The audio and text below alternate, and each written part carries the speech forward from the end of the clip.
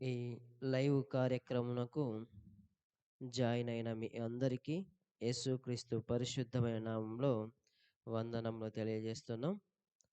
ఈ కార్యక్రమమును మనము ప్రార్థన చేసుకొని ప్రారంభం చేసుకుందాం. ప్రేమ కలిగిన మా ప్రియ పరలోకపు తండ్రి, మీ పరిశుద్ధమైన శ్రేష్టమైన పాదాలకు వేలాది స్తోత్రములనైనా. రాత్రంతయు తండ్రి మా పడకల యందునైనా తోడుగా ఉండి తండ్రి మంచి నిద్రను దయచేసినందుకే మీకు వేలాది స్తోత్రములనైనా. ఈ ఉదయకాలాన్ని చూసేటటువంటి భాగ్యాన్ని మాకు ఇచ్చినందుకై మీకు వేలాది స్తోత్రములు తండ్రి. ఈ విధంగా నిన్ను జ్ఞాపకం చేసుకునే సమయం లేక తండ్రి ఎంతోమంది ఈ లోకాన్ని ముగించుకొని వెళ్తూ ఉన్నారు తండ్రి. మేమైతే ఇంతవరకు బ్రతికి ఉన్నామంటేనైనా మేము నీతివంతులమనో యథార్థవంతులమనో కాదు గాని తండ్రి, మీ అమూల్యమైన కృపచేత ప్రేమ చేత ఇంకా బ్రతికి ఉన్నాం నైనా. ఈ సమయంలో తండ్రి మేము పాడే పాటల యందు తోడుగా ఉండి నడిపించండి తండ్రి. పాటలు పాడుటకు తండ్రి మా స్వరాలను విప్పండి నైనా. ఈ సమయంలో తండ్రి ఈ ప్రార్థన కోడిక అంతటిలో తండ్రి ఆది నుంచి అంతం వరకు మీరే తోడుగా ఉండి మహిమ ఘనత ప్రభావములు పొందమని మా ప్రభు అయిన యేసుక్రీస్తు పరిశుద్ధమైన నామంలో అడిగి వేడుకుంటున్నాం తండ్రి. ఆమెన్. ఈ సమయంలో మనం ఒక కీర్తన పాడుకొని దేవుని నామాన్ని స్తుతిద్దాం.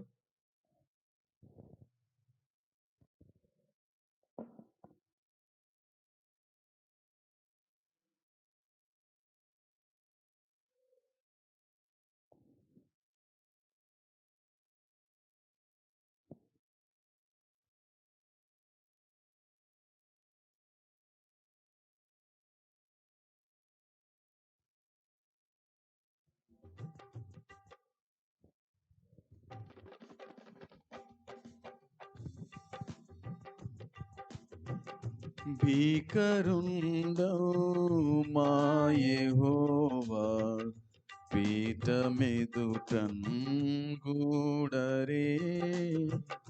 భీకరుండవు మా యెహోవా పీఠమెదుటన్ గూడరే. ఏకమై సాష్టాంగపడి సర్వేశ్వరుని కొనియాడరే. భీకరుండవు మా యెహోవా పీఠమెదుటన్ గూడరే. మట్టితోనే మమ్మునెల్లా మానవులుగా సృజించెను. మట్టితోనే మమ్మునెల్లా మానవులుగా సృజించెను. ఈటి శక్తుండవు ప్రభుని మెచ్చుగా మది నెంతును. భీకరుండవు మా యెహోవా పీఠమెదుటన్ గూడరే. ఏరి తోడు లేక మమ్ము సర్వేశ్వరుండు సృష్టించెను. ఏరి తోడు లేక మమ్ము సర్వేశ్వరుండు సృష్టించెను. దారుని నొక్కడే మా దైవమని పూజింతుము. భీకరుండవు మా యెహోవా పీఠమెదుటన్ గూడరే. పుట్టగిట్టన్ జయదానై నాటి దేవుని శక్తిని. పుట్టగిట్టన్ జయదానై నాటి దేవుని శక్తిని. పట్టుగాలో కస్తులారా ప్రస్తుతింపరే భక్తిని భీకరుండవు మా యెహోవా పీఠమెదుటన్ మెట్టి సంగీతంబులుపై మింటనారవ మందను మెట్టి సంగీతంబులుపై మింటనారవ మందను జాతరేవే వేలనోలను సన్నతులు ప్రభు వందనం భీకరుండవు మా యెహోవా పీఠమెదుటన్ మిక్కిలి కష్టంబులతో మిద్దికిని బాల్పొందను మిక్కిలి కష్టంబులతో మిద్దికిని బాల్పొందను దిక్కులేని గొర్రెలంటూ తిరుగా చేపన్ మందను కరుందో మా యెహోవా పీఠమెదుటన్ గోడరే భీకరుందో మా యెహోవా పీఠమెదుటన్ గోడరే ఏకమై సాష్టాంగపడి సర్వేశ్వరుని కొనియాడరే భీకరుండవు మా యెహోవా పీఠమెదుటన్ గోడరే భీకరుండవు మా యెహోవా పీఠమెదుటన్ గోడరే.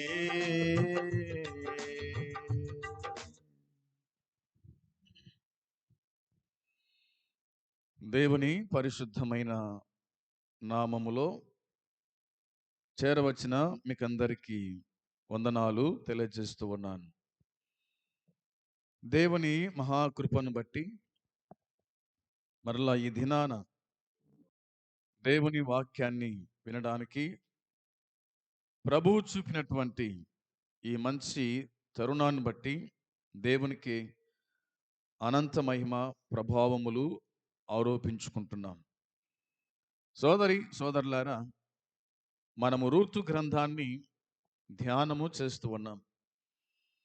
ఈ దినమున 3వ అధ్యాయం 11వ వచనాన్ని చదివి ధ్యానం చేసుకొని ప్రభు సన్నిధిలో ముందుకు కొనసాగుదాం.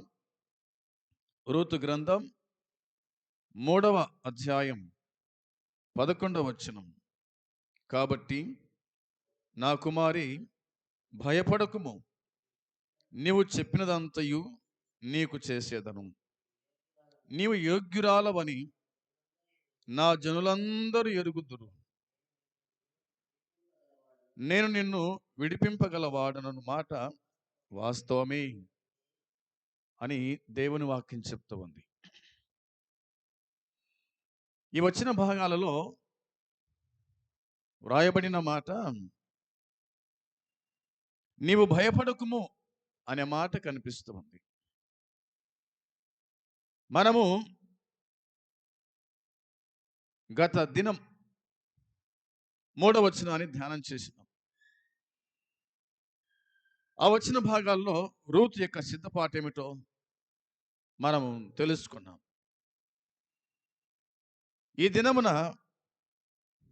4వ వచనాన్ని కూడా నేను మీకోసమై చదువుతాను. అతడు పండుకొనిన తర్వాత అతడు పండుకొనిన స్థలమును గుర్తెరిగి లోపలికి పోయి అతని కాళ్ళ మీద నున్న బట్ట తీసి పండుకొనవలెను. నీవు చేయవలసిన దానిని అతడు నీకు తెలియజేయునని ఆమెతో అనగా అనే మాట కనిపిస్తుంది. ఈ వచ్చిన భాగంలో రాయబడిన మాట ఏమిటంటే, రూతు బోయోజును ఎదుర్కోవడానికి సిద్ధపాటు అన్న సంగతి మనం ఎరుగుతాము. అత్త తెలియజేసిన మాట, అతని కాళ్ళ మీద నున్న బట్ట తీసి పండుకొనవలెను అనే మాట కనిపిస్తుంది. బోయోజు కల దగ్గర రూతు పండుకోవడము ఆనాటి ఆనవాయితీల దృక్పథములో చూడాలి. ఇది రహస్యంగా జరిగినటువంటి, దీంట్లో ఎటువంటి లైంగిక సంబంధం వాంఛ లేదు. బోయోజు తన ధాన్యానికి కాపులగా కళ్ళములో ఆ రాత్రి ఉండిపోయినాడు. రూత్ అక్కడికి వెళ్ళింది. తన చర్యల ద్వారా చనిపోయిన తన భర్తకు బంధువుగా, సమీప బంధువుగా అతడు తనను వివాహం ఆడాలని తన కోరికను ఆమె వెళ్ళబుచ్చింది. ఇదేమి తప్పు కాదు అనేది వినే మీరు కూడా గుర్తుంచుకోవాలని ప్రేమతో మీకు మనవి చేస్తూ ఉన్నాను. ఇక 5వ వచనాన్ని మనం జ్ఞాపకం చేసుకున్నప్పుడు, ఆమె నీవు సెలవిచ్చినంతయు చేసేదనని చెప్పడం. నీవు సెలవిచ్చిందని నేను చేస్తాను, నీ మాట ప్రకారంగా జీవిస్తాను, నీ మాటకు కట్టుబడి ఉంటాను, నీ మాటే నా మాట.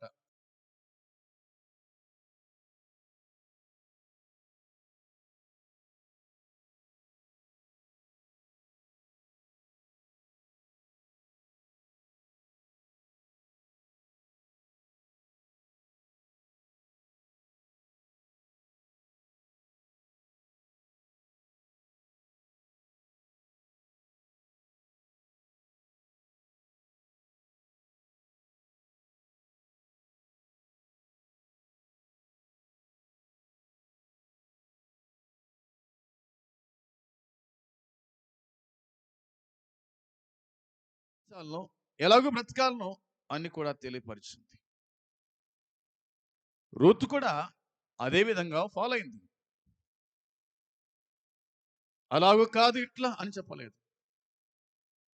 పెద్దల మాట గౌరవించటం అనేటువంటిది ఆనాటి ఆనవాయితీ. ఈనాడు కూడా ఆ విధంగా ఉంటే చాలా మేలు. ఈనాటి కోడళ్ళ సంగతి మనం ఆలోచన చేస్తే మనం ఎరిగిన విషయాలే మనకు కనిపిస్తాయి. ఎదురు తిరిగే వాళ్ళు, మాట వినకుండా జీవించే వాళ్ళు ఎంతోమంది కనిపిస్తారు. 6వ వచనం, ఆ కలమునొద్దకు పోయి తన అత్త ఆజ్ఞాపించినంతయు కూడా చేసింది. 7వ వచనములో, బోయోజు మనస్సున సంతోషించున్నట్లు అన్నపానములు పుచ్చుకొని లోపలికి పోయి ధాన్యపు కుప్ప యొద్ద పండుకొన్నప్పుడు ఆమె మెల్లగా పోయి అతని కాళ్ళ మీద నున్న బట్ట తీసి పండుకొనేను అని దేవుని వాక్యం చెప్తుంది. ఇక 8వ వచనంలో రాయబడిన మాట, మధ్యరాత్రి యందు అతడు ఉలిక్కిపడి తిరిగి చూచినప్పుడు ఒక స్త్రీ అతని కాళ్ళ యొద్ద పండుకొని ఉండెను. మధ్యరాత్రి వేళ అతడు ఉలిక్కి పడేను అన్న సంగతి కనిపిస్తుంది. తాను ఒక్కడే ఉన్నాడు తన కళ్ళములో, కానీ తన కాళ్ళ యొద్ద ఒక స్త్రీ కనిపిస్తుంది. ఒకవేళ కాలేమో ధైర్యం తెలుసు, కానీ అతడు ఉలిక్కి పడేను అన్న మాట కనిపిస్తుంది. ఇక 9వ వచనాన్ని చదివితే కనుక, అతడు నీవెవరవని అడిగాడు. నీవెవరవు అని అడిగాడు. ఆమె నేను నీ రూతు అను నీ దాసురాలిని అన్నమాట చెప్పింది. నువ్వెవరు అని అడిగినప్పుడు ఆమె నేను రూతు అను నీ దాసురాలిని, నీవు నాకు సమీప బంధుడవు గనుక నీ దాసురాలి మీద నీ కొంగు కప్పమనగా అనే మాట కనిపిస్తుంది. సోదరులారా, సోదరిలారా, ఈ సంగతి ఆలోచన చేద్దాం. నీ దాసురాలి మీద నీ కొంగు కప్పుము అనే మాట ఉంది కదా. ఈ పని ద్వారా బోయోజు తనను భార్యగా స్వీకరించమని ఆమె అడుగుతూ ఉన్నది. ఈ పని ద్వారా తనను బోయోజునకు భార్యగా స్వీకరించమని ఆమె అడుగుతూ ఉంది. ఒక వచనాన్ని మీకు జ్ఞాపకం చేస్తాను. మీకు యెహెజ్కేలు గ్రంథంలో ఇలాగ రాయబడింది. యెహెజ్కేలు గ్రంథం 16వ అధ్యాయం. యెహెజ్కేలు గ్రంథం 16వ అధ్యాయము 8వ వచనం చదువుదాం. 16వ అధ్యాయము 8వ వచనంలో రాయబడిన మాట. మరియు నేను నీ యొద్దకు వచ్చి నిన్ను చూడగా ఇష్టము పుట్టించు ప్రాయము నీకు వచ్చి ఉండెను గనుక నీకు అవమానము కలగకుండా నిన్ను పెండ్లి చేసుకొని నీతో నిబంధన చేసుకొనగా నీవు నా దానవైతివి. ఇదే ప్రభువైన యెహోవా వాక్కు అని దేవుని వాక్యం చెప్తూ ఉంది. యెహెజ్కేలు గ్రంథంలో మనం చదివిన ఈ మాట గుర్తుంచుకోవాల్సిన విషయం ఏంటంటే, నేను నీ యొద్దకు వచ్చి నిన్ను చూడగా ఇష్టం పుట్టించు ప్రాయం నీకు వచ్చి ఉండెను అని అన్నాడు. నేను నీ యొద్దకు వచ్చి నిన్ను చూడగా ఇష్టం పుట్టించు ప్రాయం నీకు వచ్చి ఉండెను గనుక నీకు అవమానము కలగకుండా అని అన్నాడు. నీకు అవమానము కలగకుండా. ఏ స్త్రీ అయినా ఒంటరిగా ఉంటే అవమానం, ఇరుగు పొరుగు వారి ద్వారా అవమానం, ఇంటి పక్కల వారి ద్వారా అవమానం, అనుమానం మనం చూస్తున్నాం ఈనాటి సమాజంలో. అందుకే ఈ వచనాన్ని మనం గుర్తుంచుకోవాల్సిన విషయం. నీకు అవమానం కలగకుండా అని అన్నాడు. నిన్ను పెండ్లి చేసుకొని నీతో నిబంధన చేసుకొనగా అని అంటాడు. నిన్ను పెండ్లి చేసుకొని రూతుకు అవమానం కలగకూడదని బోయోజు పలికిన మాట కూడా ఇదే కదా. అందుకోసమే నిన్ను పెండ్లి చేసుకొని నీవు నా దానవైతివి అన్నాడు. ఎప్పుడైతే వివాహం ఆడుతాడో అప్పుడు నా దానవైతివి అని అంటాడు బోయాజు. అందుకోసమే ఈ బోయాజు చెప్పిన మాట మనం గుర్తుంచుకోవాలి. కొంగు కప్పం అనేది భద్రత, శ్రద్ధ, పోషణాలను సూచిస్తూ ఉంది. కొంగు కప్పడం అనగా అర్థం ఏమిటంటే భద్రత అని, శ్రద్ధ అని, పోషణాలను సూచిస్తూ ఉందని దేవుని వాక్యం మనకు జ్ఞాపకానికి తీసుకొని వస్తూ ఉంది. చదువుదాం. రూతు గ్రంథం 3వ అధ్యాయం. రూతు గ్రంథం 3వ అధ్యాయం 9, 10, 12 వచనాలను మనం జ్ఞాపకం చేసుకుందాం. అతడు నువ్వెవరు అని అడుగుగా ఆమె, నేను రూతు అను నీ దాసురాలిని.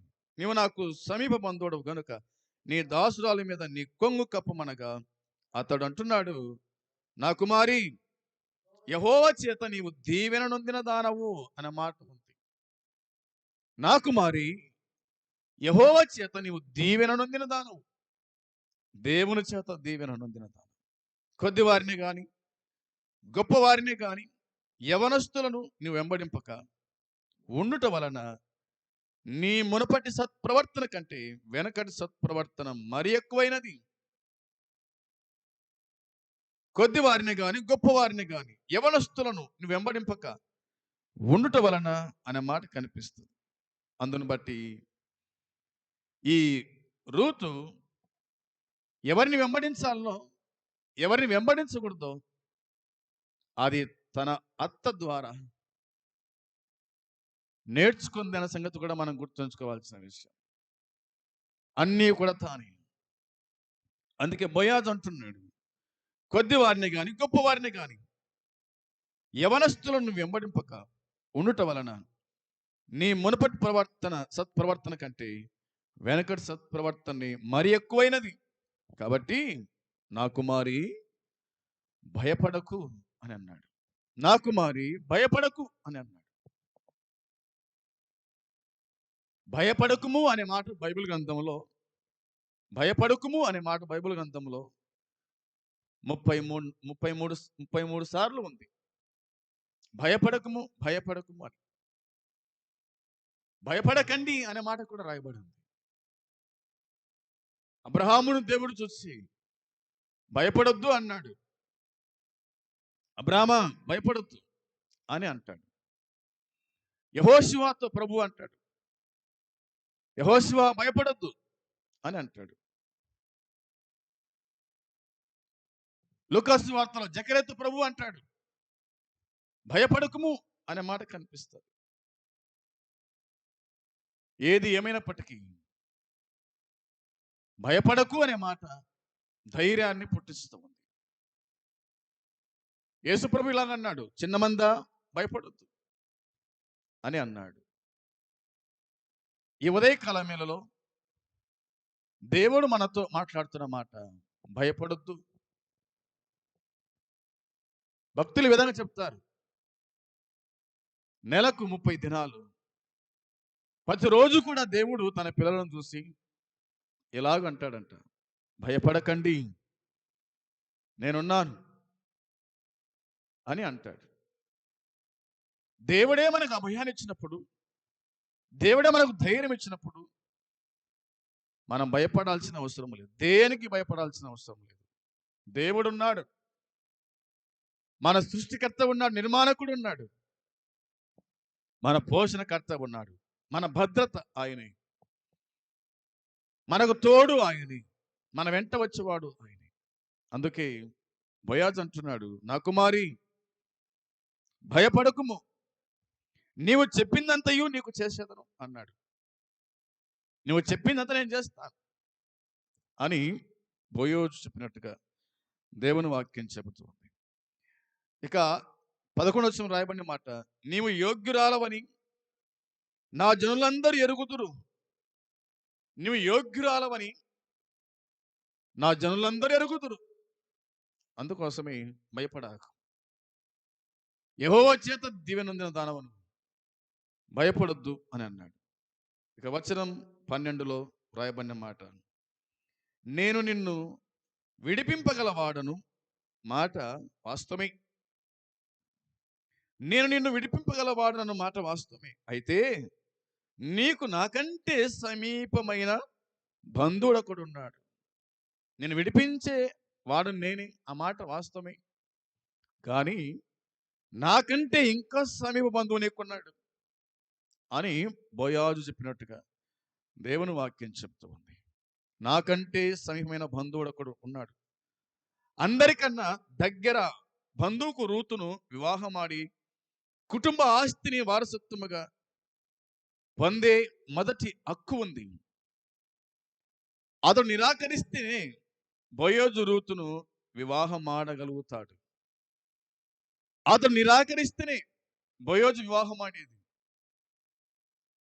ఒకవేళ తాను ఒప్పుకుంటే గనక నీవు నాకు దక్కవు, అతడే నీకు బంధువుడు, అతడు నీకు భర్త అవుతాడు అన్నట్టుగా మాట్లాడినాడు ఈ 12వ వచనంలో. అందుకే ఇటు చెప్తుంది దేవుని వాక్యం. 4వ అధ్యాయం మొదటి వచనం చూడండి ఒకసారి. 4వ అధ్యాయం మొదటి వచనంలో, బోయాజు పురద్వారం వద్దకు వచ్చి పోయి అక్కడ కూర్చుండగా బోయోజు చెప్పిన బంధువుడు ఆ త్రోవన పోవుచుండెను గనక బోయాజు, ఓయి ఈ తట్టు తిరిగి ఇక్కడ కూర్చుండమని అతని పిలవగా అతడు వచ్చి కూర్చుండెను అనే మాట వ్రాయబడింది. బోయాజు చెప్తున్న మాట ఏంటంటే, నాకంటే సమీప బంధువు నీకు ఒకడు ఉన్నాడమ్మా, అతన్ని అడిగి చూద్దాం, అతని ఉద్దేశం ఏమిటో, అతని ఆలోచన ఏమిటో. ఒకవేళ మీ మామ పొలాన్ని విడిపించి నిన్ను విడిపించుకుంటాడేమో, ఒకవేళ చూద్దాం అంతవరకు వెయిట్ చెయ్యి, అంతవరకు ఓపిక పట్టుకో అన్నట్టుగా మాట్లాడినాడు బోయాజ్. అందుకోసమే తొందరపాటు అనేటువంటిది మంచిది కాదు. అభయాన్ని అనుగ్రహించినాడు బోయాజు రూతును. ఇక చూడండి 13వ వచనంలో జ్ఞాపకం చేసుకుందాం. 3వ అధ్యాయము 13వ వచనంలో వ్రాయబడిన మాట. ఆ, ఆ. ఈ రాత్రి ఉండుము, ఉదయమున అతడు నీకు బంధువుని ధర్మం జరిగించడలా సరే, అతడు విడిపింపవచ్చును. నీకు బంధువుని ధర్మము జరిగించుటకు అతనికి ఇష్టము లేకపోయిన ఎడల యెహోవా జీవము తోడు నేనే నీకు బంధువుని ధర్మము జరిపేదను కదా. ఉదయం వరకు పండుకోమని చెప్పాను అనే మాట రాయబడింది. ఈ రాత్రి ఉండుము, ఉదయమున అతడు నీకు బంధు ధర్మం జరిగిస్తే సరి, లేదంటే కనుక యెహోవా జీవము తోడు నీకు అవమానం కలగకుండా నేనే వివాహం ఆడుతాను అన్నట్టుగా తాను మాట్లాడినాడు. 14వ వచనంలో దేవుని వాక్యం చెప్తున్న మాట. ఆమె ఉదయం వరకు అతని కాళ్ళ యొద్ద పండుకొని ఒకరినొకడు గుర్తించుపాటి వెలుగు రాకముందు లేచెను అనే మాట రాయబడింది.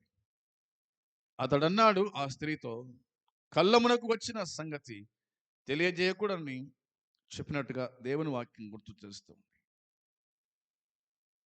ఆ స్త్రీ కళ్ళమునకు వచ్చినటువంటి సంగతి తెలియజేయకుండాని చెప్పినట్టుగా దేవుని వాక్యంలో మనం జ్ఞాపకం చేసుకోవచ్చు.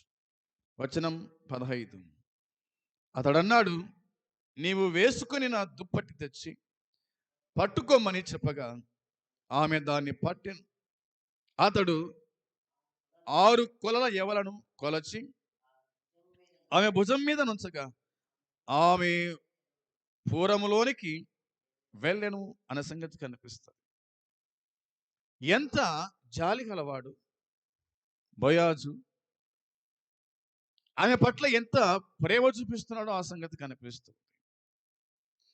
ఆమెను ఊరికి పంపించకుండా, వట్టి చేతులతో పంపించకుండా బోయాజు చెప్పిన మాట, నువ్వు పండుకొని ఉన్న దుప్పటి పట్టు అని 6 కొలల యవలను కొలిచి ఆమె భుజం మీద ఉంచగా ఆమె పురములోనికి వెళ్ళాను, ఆమె పురములోనికి వెళ్ళాను అన్న సంగతి దేవుని వాక్యం గుర్తు చేస్తూ ఉంది. ఇక 16వ వచనం జ్ఞాపకం చేసుకున్నప్పుడు వాక్యంలో ఇలా చూడగలుగుతాం.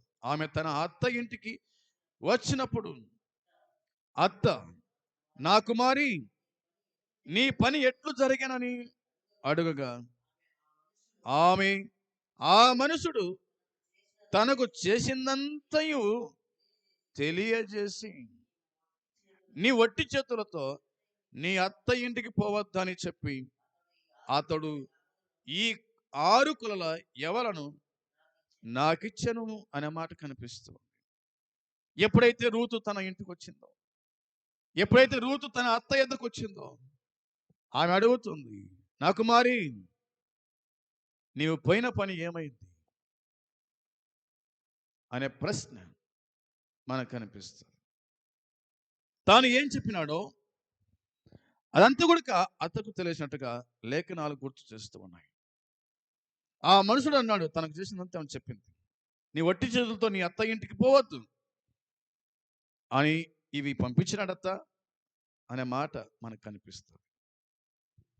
ఇక 18వ వచనం చదివినప్పుడు అప్పుడు ఆమె, నా కుమారి, ఈ సంగతి నేటి దినమున నెరవేరుస్తుంది గాని ఆ మనుషుడు ఊరక ఉండడు గనుక ఇది ఎలాగూ జరుగునో నీకు తెలియ వరకు ఊరకుండుమనెను. నీకు తెలియ వరకు ఊరుకొండమనెను అన్న సంగతి కనిపిస్తుంది. ఈ పని చేసేంత వరకు అతడు ఊరుకోడు, ఈ పని జరిగిస్తాడు. అందుకోసమే చూస్తూ ఉండు, దేవుడు నీ పట్ల ఎలా కార్యం జరిగిస్తాడు. మనం ఊరుకోవాలంతే. దేవునికి అప్పచెప్పి దేవుని చేతిలో మన చేతులుంచి ఎదురు చూడాలంతే. తొందరపాటు పనికిరాదు. అందుకోసమే దేవాని చిత్తం ఏమైందో మేమెరగం. నీ చిత్త ప్రకారంగా కానిమ్ము.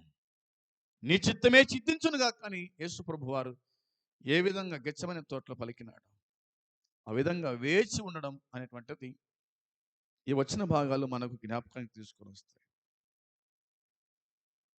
ఇది ఎలాగో జరుగునో నీకు తెలియ వరకు ఊరకుండు అనే మాట కల్పిస్తుంది. అందుకోసమే ఇక 4వ అధ్యాయానికి వస్తే కనుక, ఈ 4వ అధ్యాయంలో బోయాజు పూరద్వారం వద్దకు పోయినప్పుడు అక్కడ కూర్చొని బోయోజు చెప్పిన బంధువు ఆ త్రోవను వెళ్ళడం కనిపించింది. బోయోజు, ఓయి ఈ తట్టు తిరిగి ఇక్కడ కూర్చోమని చెప్పినట్టుగా దేవుని వాక్యం గుర్తు చేస్తూ ఉంది. అతడు వచ్చి కూర్చున్నట్టుగా లేఖనాలు జ్ఞాపకం చేస్తాయి. ఇక 2వ వచనంలో రాయబడిన మాట మనం గుర్తుంచుకోవచ్చు. 4వ అధ్యాయం 2వ వచనంలో బోయోజు ఆ ఊరి పెద్దలలో 10 మందిని పిలుచుకున్నాడంట. ఇక్కడ కూర్చోమని చెప్పినాడు. వారు కూడా వచ్చి కూర్చున్నారు. అతడు మోయాబు దేశం తిరిగి వచ్చిన నయోమి మన సహోదరుడైన ఎలీమెలెకునకు కలిగిన భూభాగమును అమ్మివేయుచున్నది కనుక నీవు చెవులార విన్నట్లు నేను ఒక సంగతి తెలియజేయవలనని ఉన్నాను అని అన్నాడు. సంగతి ఏమిటంటే, మనం చదువుకున్నట్టుగా నయోమి గురించి మాట్లాడుతూ ఉన్నాడు. బోయోజు మరి ఎలీమెలెకు గురించి మాట్లాడుతూ ఉన్నాడు. ఆయన ఏమన్నాడంటే, నయోమి మన సహోదరుడైన ఎలీమెలెకు కలిగిన భూభాగమును అమ్మివేస్తున్నది. భూభాగమును అమ్మివేస్తుంది అంటే భూమి అమ్ముతూ ఉంది. దాన్ని కొనేవాడవు నాకంటే సమీపంధుడు నువ్వే, దానికి హక్కుదారుడు నీవే, నువ్వేమంటావు అన్నట్టుగా మాట్లాడినాడు. 4వ వచనంలో ఈ పూర నివాసుల ఎదుటను నా జనుల పెద్దల ఎదుటను ఆ భూమిని సంపాదించుకొనుము అన్నాడు. ఆ భూమిని సంపాదించుకొనుము అని అన్నాడు. ఏమనగా దాన్ని విడిపించుటకు నీవు ఒప్పుకొనిన ఎడల విడిపింపుము, దాన్ని విడిపింప నొల్లని ఎడల అది స్పష్టంగా నాతో చెప్పు.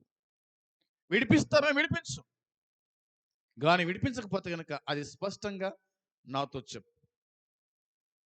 నీ చేతనైతే కానీ, లేదంటే దాన్ని నేను విడిపిస్తాను, నేను దాన్ని కొనుక్కుంటాను, నా దానిగా చేసుకుంటాను అన్నట్టుగా మాట్లాడినాడు బోయహాజు.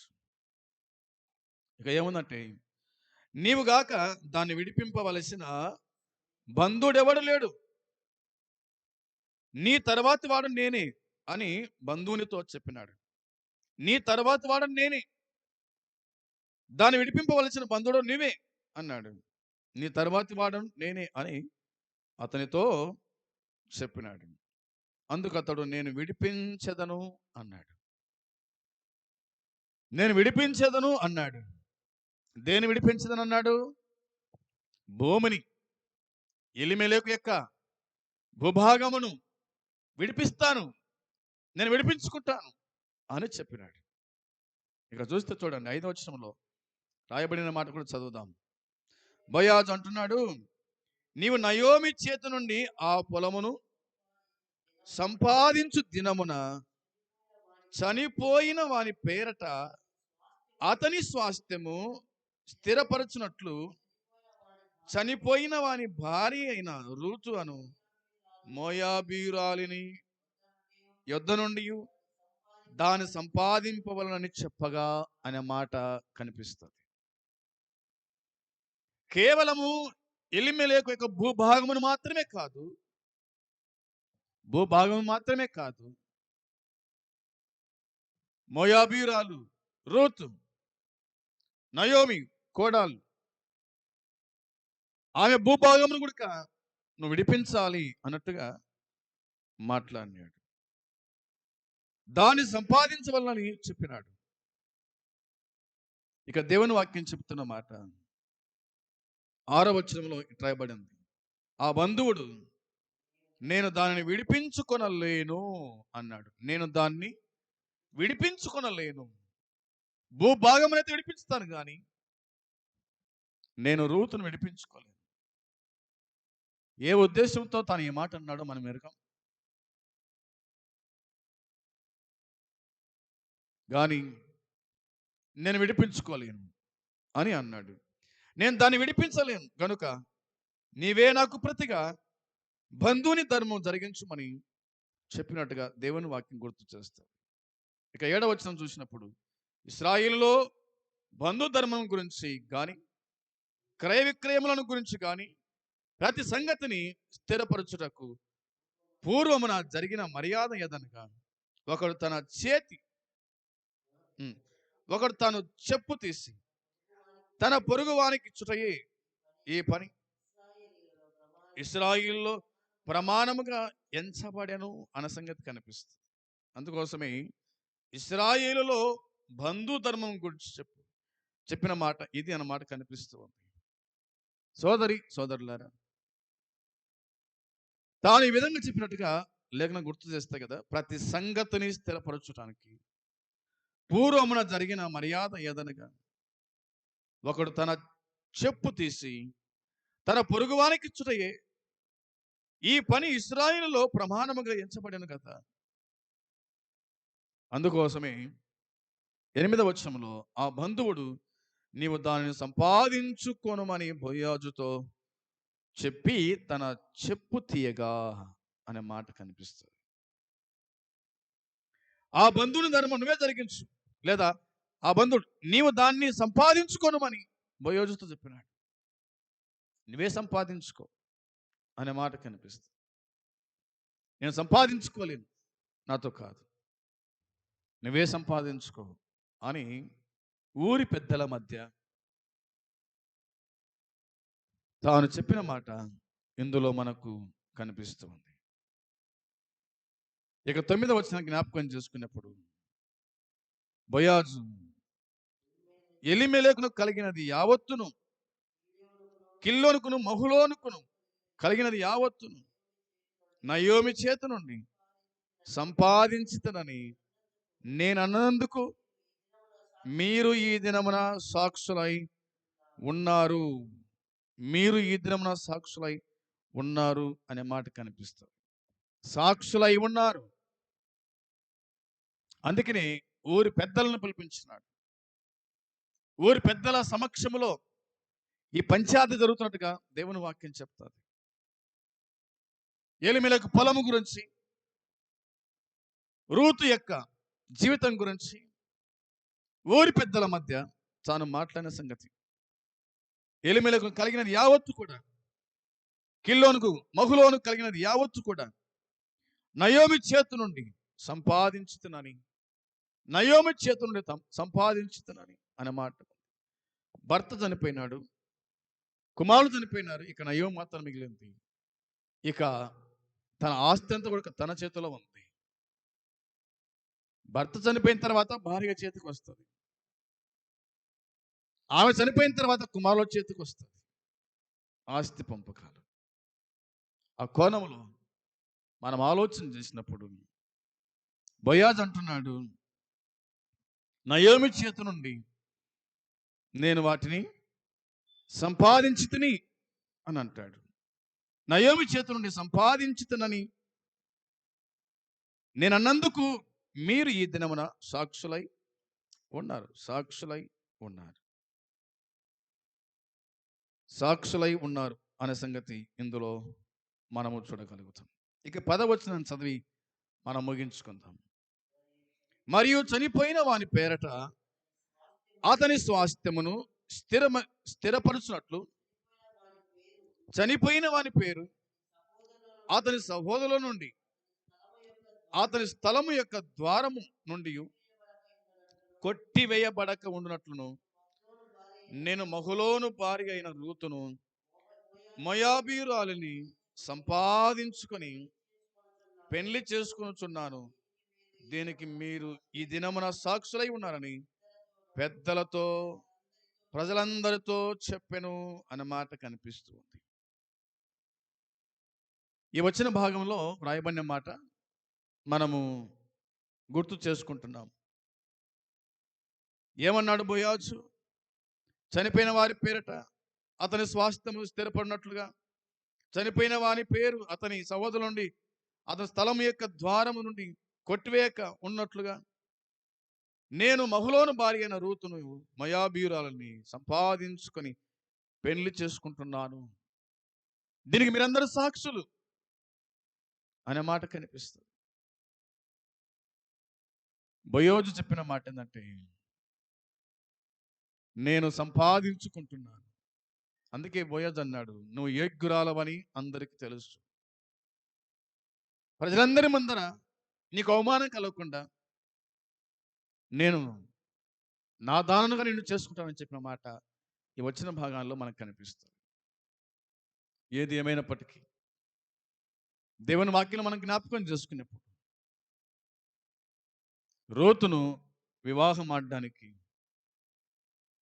ఊరి పెద్దల సమక్షంలో ప్రజల మధ్యలో బోయాజు ఈ సంగతి చెప్పినట్టుగా దేవుని వాక్యం గుర్తు చేస్తుంది. అందుని బట్టి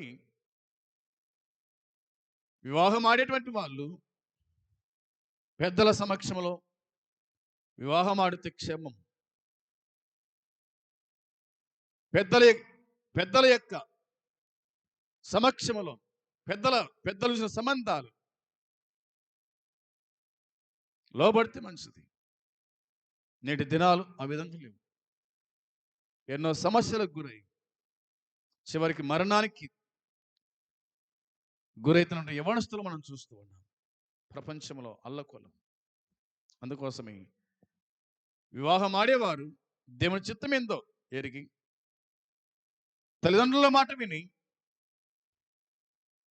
దేవునికి ఇష్టలుగా జీవిస్తే అది ఘనమైన వివాహంగా మనం చూస్తాం. రేపటి దినాన ప్రభు చిత్తమైతే బోయోజు రూతుల యొక్క వివాహం గురించి మనం ఇంకా స్పష్టంగా తెలుసుకోగలుగుతాం. అంతవరకు దేవుని కృప మనకందరికీ తోడై ఉండునుగాక. ఆమేన్. ప్రార్థన చేద్దాం. పరలోకపు తండ్రి, పరిశుద్ధుడైన దేవా, నీ పాదములకు వందనాలు, స్తోత్రములు, స్తుతులు చెల్లించుకుంటున్నాం. కనికర సంపన్నుడవు, కృప చూపే దేవుడవు, ఈ ఉదయకాలం గుడక లేఖన భాగాన్ని పరిశీలించుటకు మీరు మాకు ఇచ్చిన ఈ కృపకు ఈ స్తోత్రం. చెప్పబడిన మాటలు దీవించి ఆశీర్వదించండి. మా హృదయాల్లో కార్యం జరిగించి ప్రతిఫలం దయచేయండి. ఆనాడు బోయోజు, రూతు, నయోమి సమీప బంధువుడు, ఊరు పెద్దల మధ్య వారు ఏం మాట్లాడుకున్నారో ఆ సంగతి మీరు బయలుపరిచినారు. మేము కూడా ఓపిక కలిగి నీ చిత్తానికి గుర్తెరిగి నీ ఇష్టాన్ని నెరవేర్చుటకు మీ కృపను కలిగించి దర్శించమని, సహాయం చేయమని మీకు అప్పగించుకుంటాం.